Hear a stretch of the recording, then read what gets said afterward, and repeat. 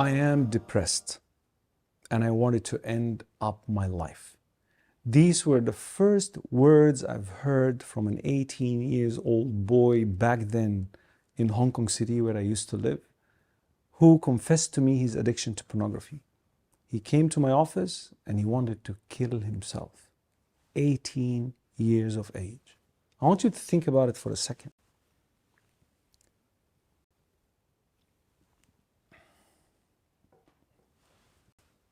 Assalamu alaikum wa rahmatullahi wa barakatuh. My brothers, my sisters in Islam, welcome back to Habits and Addictions. This young boy, when he came to my office and he told me that he wanted to kill himself, I thought to myself, and I reflected over the days when I was 18.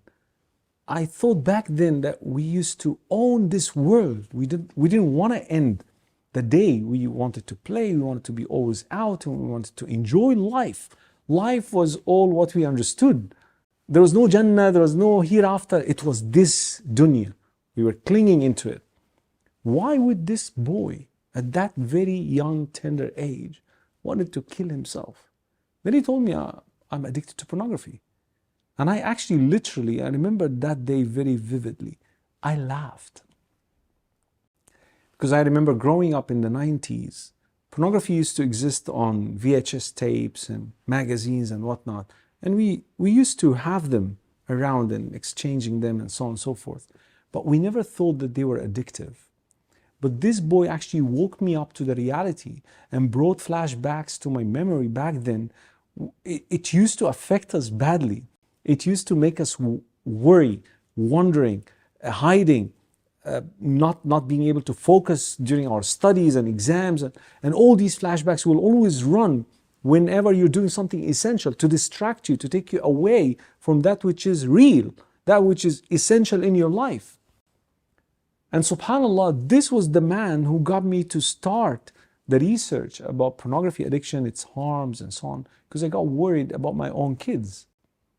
I have children now, that I constantly talk to them about the harmful impact of pornography. Some people, they say, are you mad? Are you crazy? Why you talk to children about this? I say, you know what? If a 6-year-old, 7-year-old can access this, 1 in 10, look at the statistics. 1 in 10 porn users on the internet is under the age of 10. So when are you gonna talk to your children about the harmful impact of porn? If it is super prevalent like that, it is an obligatory duty on every Muslim to speak about it. That's my take.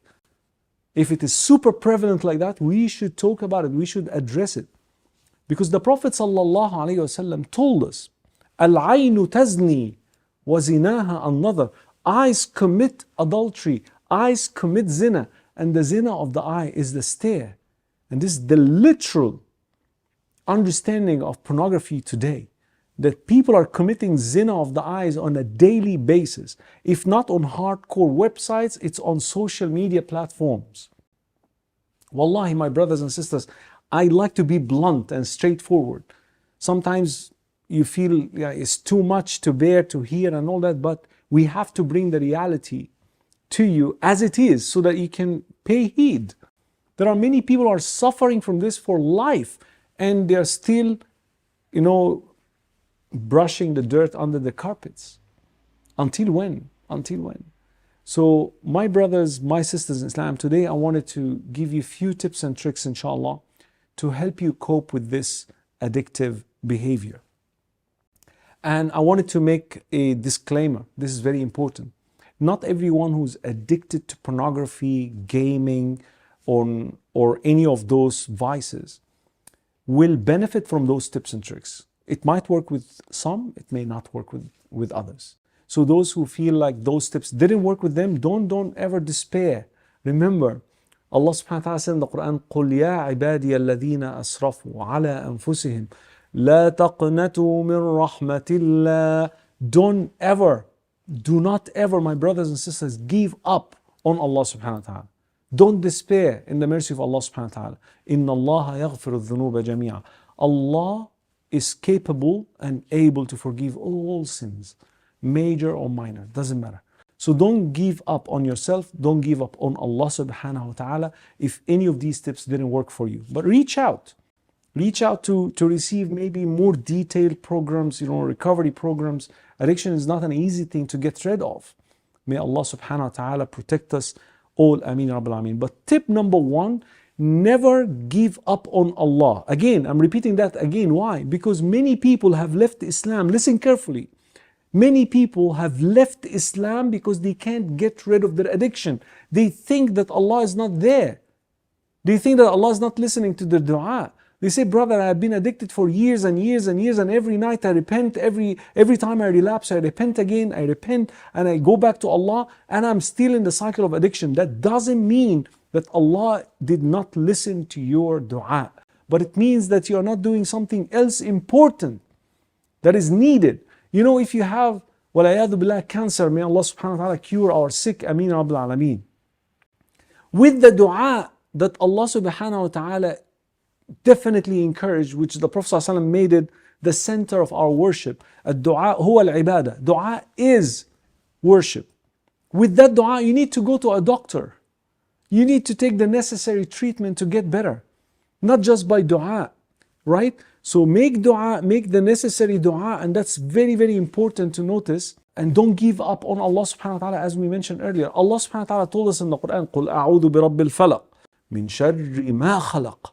We are advised to seek refuge and protection from Allah subhanahu wa ta'ala from the evil consequences of that which He created. Allahu Akbar. Look at Yusuf alayhi salam when he was seduced by a beautiful lady. Beautiful lady. She seduced him. She locked him inside a room. She put guards outside. No one enters, no one exits. And she invited him to zina, bluntly and plainly. Hayta lak, she said, I'm all yours, come. قَالَ مَعَاذَ اللَّهِ. He said, I seek the protection of Allah subhanahu wa ta'ala. This is number one. Run to Allah subhanahu wa ta'ala. Number two, run away.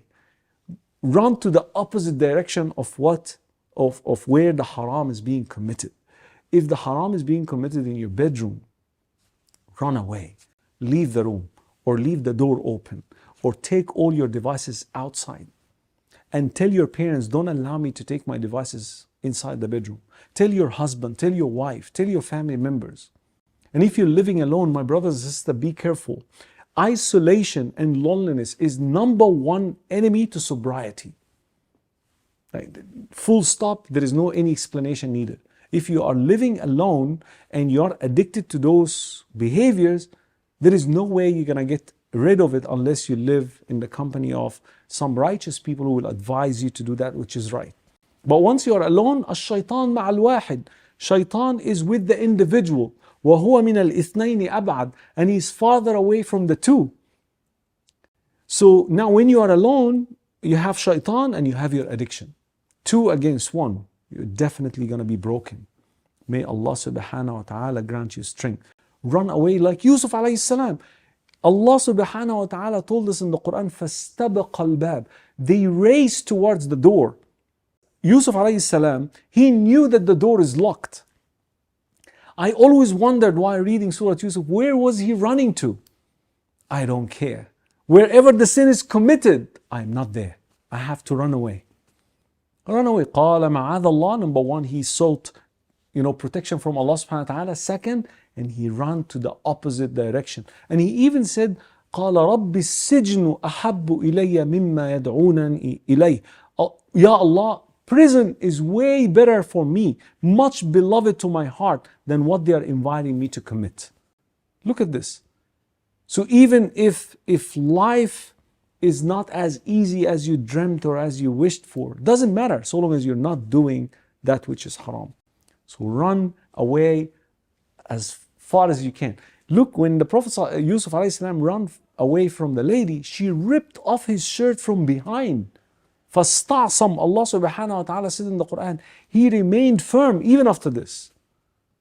Even after this. Abdullah ibn Hudhaf al-Sahmi radiyallahu anhu arda, one of the companions who was in one of the battles where a Christian, I think in Roman Empire or something, they caught him and 300 of the companions of the Prophet ﷺ, they imprisoned them, and he was the leader, the chief of that army at that time, they brought him to convert him to Christianity. And he resisted and he stood firm. And as a result of this, they brought a prostitute. They asked her to seduce him in jail. And he ran away from her in the cell. She went down and said, he is a rock. Allahu Akbar.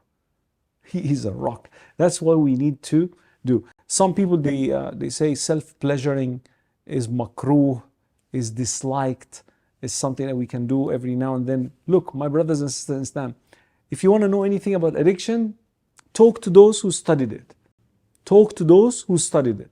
If there is an opinion from the fiqhi perspective says that masturbation is makruh, that's absolutely respected. However, if we can prove that masturbation could lead to an addictive behavior that can impact sexual performance with one's wife, then we need the scholars to come and tell us what is the fatwa about this, or what is the ruling about this. So we don't want to just quote people from the past and say, look, they say it's makruh, they say it's disliked, it's not in the level of haram. Look, I don't want to argue about fiqh. That's not my area. My area is addiction. And I know for sure that masturbation can become absolutely addictive to a point that many men, they prefer masturbation and pornography over their own halal wives. Don't become like Sarah. That's not her real name, by the way. Person who caught her uncle doing something shameful. And as a result, that led her to an addictive lifestyle for 25 years. 25 years, her future, her husband, and family members. Don't go into that cycle. Fight hard, reach out for help. I will keep on saying that again and again until you get it, inshallah ta'ala, my brothers and sisters, and feel confident and comfortable to reach out and seek out help. May Allah subhanahu wa ta'ala cleanse us all from any haram, from any vices of that nature. Ameen Rabbil Alameen. See you next episode, inshallah. Assalamu alaikum wa rahmatullahi wa barakatuh.